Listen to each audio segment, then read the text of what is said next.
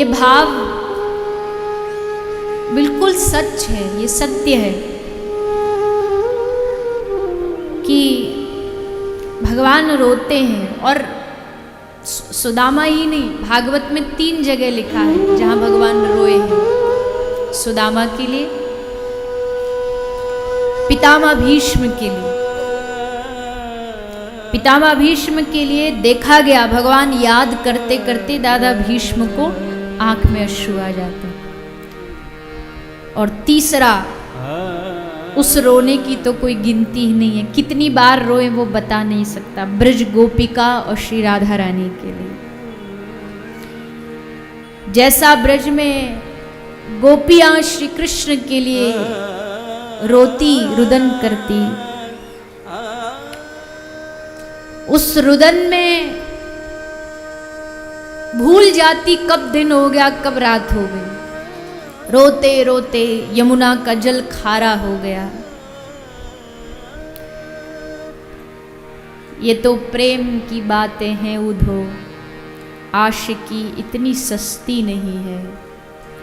प्रेम इतना आसान नहीं होता। प्रेम प्रेम प्रेम कहना बड़ा आसान है, पर ये इतना आसान।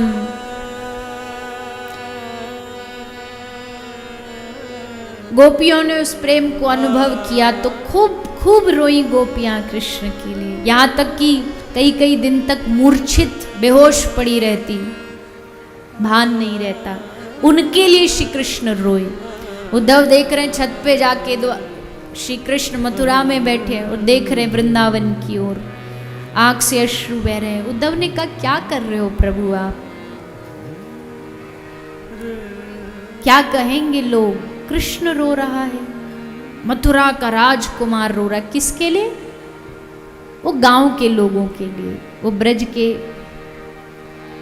नंद यशोदा राधा गोपी ग्वाला गाय, इनके लिए। अरे आप परम ब्रह्म परमात्मा हो, आपको रोना धोना शोभा नहीं देता, अच्छा नहीं लगता परमात्मा हो के आप रो रहे हो उनके लिए। छोड़ दो, बंद कर दो ये रोना धोना।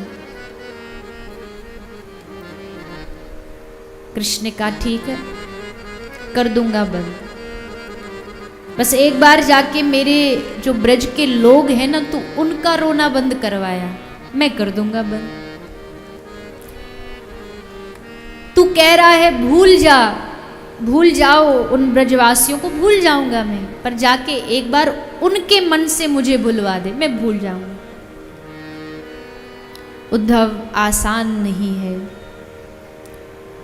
ऊधो मोहे ब्रज बिसरत नाही, मैं सोता हूं तो सपने में यशोदा की चीखें सुनाई देती हैं।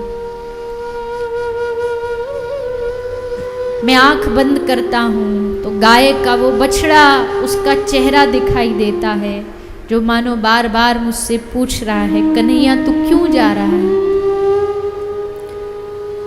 हमारे प्रेम में ऐसी क्या कमी रह गई जो तू हमें छोड़ करके जा रहा है? आते आते उस यशोदा की बात मेरे कान में चुभती है, जो कहती थी, कृष्ण अक्रूर कह रहा था तू मेरा बेटा नहीं है, तू देवकी का बेटा है। जीवन भर पालन पोषण मैंने किया और फिर ये अक्रूर आया और कह के दो क्षण में चला गया कि तू मेरा बेटा नहीं है। पर चल माना कि तू मेरा पुत्र नहीं है, तू देवकी का बेटा है, लेकिन हे कृष्ण इतनी कृपा कर देना, देवकी से इतना कह देना कि उसके पास किसी दासी की कमी हो तो मुझ यशोदा को अपने पास बुला ले। मैं दासी बनकर के उसकी सेवा करूंगी, लेकिन तू हमसे दूर मत जा। तो कृष्ण कहते उद्धव को कि मैं इन भोले मन वाले ब्रजवासियों को कैसे भूल जाऊं।